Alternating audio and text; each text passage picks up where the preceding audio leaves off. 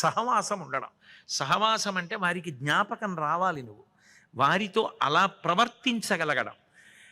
అట్లా ఉండగలిగితే సతాం సంగో గంగాభ, గంగానదీ స్నానం, శంభుసేవనం, శివార్చన చెయ్యగలగడం. ఇవి 4 మాత్రం దొరకమంటే దొరికేవి కావు. కోట్ల కోట్ల కోట్ల జన్మల తర్వాత భగవదనుగ్రహం కలిగితే ఇవి దొరుకుతాయి. ఏది పోయినా బెంగపెట్టుకోకు, ఏ కారణం చేత ఈ 4 మాత్రం విడిచిపెట్టుకోకు అంటారు. అంత గొప్పవి కాబట్టే గంగాభ శంభుసేవనం, గంగా స్నానము, శంభుసేవనము, కాశీవాసము, సత్పురుషులతో సహవాసము, ఈ 4 కూడా అంత గొప్పవి. కాబట్టి సత్పురుషుల జోలికి వెళ్ళవద్దు, వాళ్ళ మీద తొందరపడి పాశాలు వెయ్యవద్దు అని యమధర్మరాజు గారంతటి వాడు చెప్పాడు. అంటే తెలిసి కానీ తెలియక కానీ ఏదో జన్మలలో చేసినటువంటి పుణ్యం ఆ తర్వాత జన్మలలో ఎప్పుడు అక్కరకొస్తుంది అంటే మనం నిర్ణయించలేం. అది ఎప్పుడో అప్పుడు అక్కరకొస్తుంది. శ్రీశైలేషు భజింతునో యభవు కాంచీనాథు సేవింతునో కాశీవల్లభ కల్వబోధన మహాకాళేషు సేవింతునో నా శీలం బణువైన మీరువణుచున్ రక్షింపవే నీ కృపా శ్రీశృంగార విలాసహాసములచే శ్రీకాళహస్తీశ్వర అంటాడు దుర్జటి. ఇప్పుడు చేసింది ఏమీ లేకపోవచ్చు, కానీ ఎప్పుడో చేసింది ఉంటుంది, అది అక్కరకొస్తుంది. ఎప్పుడో చేశావో లేవో తెలియదు, ఇప్పుడు చెయ్యి, కనీసం ఏదో ఒకటి చెయ్యి. ప్రతిరోజు జీవుడి ఖాతాలో పడ్డానికి ఇంత పుణ్యమైన చెయ్యి. అందుకే పెద్దలు పంచయజ్ఞములని పెట్టారు. 5వ యజ్ఞం ఉంటుంది, దాన్ని బలిభుక్కుల కోసమని చేస్తారు. ఇంట్లో అన్నం అంతా పూర్తయిపోయేటట్టుగా యజమాని కుటుంబ సభ్యులు తినరు. ఆఖరణ గిన్నెలో కొంచెం అన్నం ఉండిపోవాలి. అది పెడితే తండ్రి పెడతాడు, లేకపోతే ఆయన ధర్మపత్ని తల్లి పెడుతుంది. కాకపోతే కొడుకుతో పెట్టిస్తారు. కొడుకుని పిలిచి పట్టుకెళ్ళి పెట్టంటారు, ఎందుకంటే వాడికి తెలియాలని. బలిభుక్కులు అంటే చేతితో పట్టుకోకుండా నోటితో తిన్నగా తినేస్తాయి. కొన్ని కొన్ని ప్రాణులని వేదము ద్వైపములు అంటుంది, చేత్తో పట్టుకుని నోట్లో పెట్టుకుంటాయి. ఏనుగు ఉందనుకోండి తొండంతో పట్టుకుని నోట్లో పెట్టుకుంటుంది. కోతి ఉందనుకోండి చేత్తో పట్టుకుని నోట్లో పెట్టుకుంటుంది. మనిషి ఉన్నాడు అనుకోండి చేత్తో పట్టుకుని నోట్లో పెట్టుకుంటాడు. మిగిలినవి తిన్నగా వచ్చి నోటితో కరిచి తింటాయి, వాటిని బలిభుక్కులు అంటారు. వాటి కోసమని కొంత అన్నం మిగిలిపోవాలి. అది స్వయంగా యజమాని పట్టుకెళ్ళి పెడతాడు. నేను ఇదేదో ఉత్తినే చెప్పాను అనుకోకండి. ఇప్పటికీ కాకినాడలో మధ్యాహ్నం నా భోజనం అయిపోయిన తర్వాత తప్పకుండా నేను భోజనం చేసిన బట్టతోటే గిన్నెలో అన్నం పట్టుకెళ్ళి బయట ఒక సిమెంట్ చప్టా మీద కొంత అన్నం పెట్టి వచ్చేస్తాను. అవి కుక్కలో కాకులో ఏవో ఒకటి తినాలి, బలిభుక్కులు. అలా తినకుండా ఇంట్లో అన్నం అంతా యజమాని భార్య బిడ్డలు తినకూడదు. యజమాని బయటికి వెళ్ళడం కుదరలేదనుకోండి, ఏ కారణం చేతనో ఆయన ధర్మపత్ని పెడుతుంది. కాదనుకోండి కొడుకు పెట్టాలి.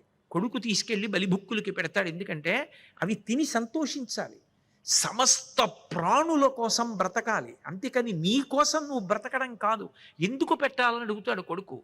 పెట్టకపోతే, మనం పెట్టకపోయినా దొంగ వస్తే రాత్రి కుక్క అరుస్తోంది, వీడు ఎప్పుడూ పెట్టలేదు నేను ఎందుకు అరవాలని కుక్క ఊరుకోలేదు, కళ్ళు మూసుకొని పక్క సందులోకి పోదు, అరుస్తుంది. ఆ కుక్క నిన్ను కాపాడుతూనే ఉంటుంది. సమస్త ప్రాణుల విభవాన్ని నువ్వు వాడుకుంటున్నావు, మనిషివి. నువ్వు పెట్టాలి మనిషిగా పుట్టినందుకు. నేర్పకపోతే కొడుక్కి మనవడికి నేర్పకపోతే ఇంట్లో ఎప్పటికి పెడతావు? 10 మందికి పెట్టడం ఎక్కడి నుంచి వస్తుంది? అందుకనే ప్రతి ఇంటా కూడా భూతయజ్ఞం జరగాలి అని చెప్తారు. అన్నం పట్టుకెళ్ళి పెట్టవలసిందే. ఇన్ని ఉపన్యాసాలు చెప్పావన్నది కాదు గొప్ప, ఎంత ఆచరిస్తావన్నది గొప్ప. అందుకే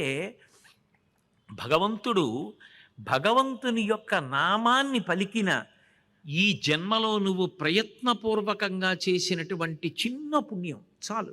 ఒక్కొక్కసారి ఆ పుణ్యం మహాత్ముల చేతిలో పడుతుంది. అది ఎంత గొప్ప ఫలితాన్ని ఇస్తుంది అంటే చెప్పడం ఎవరికి సాధ్యం కాదు. గర్గుడు వచ్చినప్పుడు నందుడు అంటాడు, ఊరకరారు మహాత్ములు వారథముల ఇండ్ల కడకు వచ్చుటెలెల్లం కారణము మంగళములకు మీరొచ్చుట శుభము మాకు నిజము మహాత్మ అంటాడు. ఒక భగవద్భక్తుడు ఇంటికి వచ్చాడు అనుకోండి, సింహాసనంలో ఉన్న దేవతలు తలలెత్తి చూస్తారట. అబ్బా ఇన్నాళ్ళకి వాడు వచ్చాడురా, వాడిని తీసుకొచ్చావు అని పొంగిపోతారట. శంకరాచార్యుల వారి చేతిలో ఒక ఉసిరికాయ వేసింది, కనకధార చేశారు, అంతే బంగారు ఉసిరికలు కురిపించింది లక్ష్మీదేవి. ఏ మహాత్ముడి చేతిలోనో పడింది అంతే, దాని పుణ్యం ఇంకా లెక్క ఉండదు, అపరిమితమవుతుంది. అందుకే వాడు మహాత్ముడా కాడా పక్కన పెట్టండి, అతిథి కిల పూజార్హ ప్రకృతోపి విజానత అంటారు సుందరకాండలో, శ్రీరామాయణంలో. వచ్చిన అతిథి ఈశ్వర స్వరూపం, నలుగురికి పెట్టడం రావాలి, నువ్వు పెట్టిందేదో అది జీవుడికి ఎడుతుంది, అది నేర్చుకోవాలి. ఒకనాడు చేసిన పుణ్యం ఏదుందో అదే నిన్ను ఉత్తరోత్తర జన్మలలో కాపాడుతుంది. ఇందులో ఉండిపోవుగా శాశ్వతంగా. ఎన్నాళ్ళు ఉంటావు? ఇంకో 15 ఏళ్ళు ఉంటాను, ఇంకో 20 ఏళ్ళు ఉంటాను, పోనీ 25 ఏళ్ళు ఉంటాను, అంతకన్నా ఉండే అవకాశం ఉండదుగా. దీన్ని వదిలేయాలి, వదిలిపెట్టేసి వెళ్ళిపోవాలి, ఇంకో శరీరంలోకి వెళ్ళాలి. మరి అప్పుడు కూడా భార్య ఉంటుంది, పిల్లలు ఉంటారు, మోక్షం వచ్చేస్తుందని ఏమి నమ్మకం? అప్పుడు సుఖపడాలా? అప్పుడు వాళ్ళకి అన్నం పెట్టాలా? నేను తినాలా? ఏదడ్డు పెట్టిస్తాడు ఈశ్వరుడు? నువ్వు ఇలా పెట్టింది ఉంటే ఇస్తాడు, నువ్వు ఇలా పెట్టింది లేకుండా ఎక్కడి నుంచి ఇస్తాడు? పుణ్యం చెయ్యి, కురు పుణ్య మహోరాత్రం, రాత్రి పగలు అనకు అవకాశం వస్తే పుణ్యం చేసుకో, అది జీవుణ్ణి కాపాడుతుంది. ఏ జన్మలో చేసిందో ఇప్పుడు అక్కడికి వస్తుంది. ఈ జన్మ జన్మాంతర సుకృతం అంటారు. ఎప్పుడో చేసినది నిన్ను కాపాడి తీరుతుంది. అది భగవంతుడు జ్ఞాపకం పెట్టుకుంటాడు, చిత్రంగా కూర్చుని గుప్తంగా రాసుకుంటాడు. అందుకే చిత్రగుప్తుడు అయ్యాడు.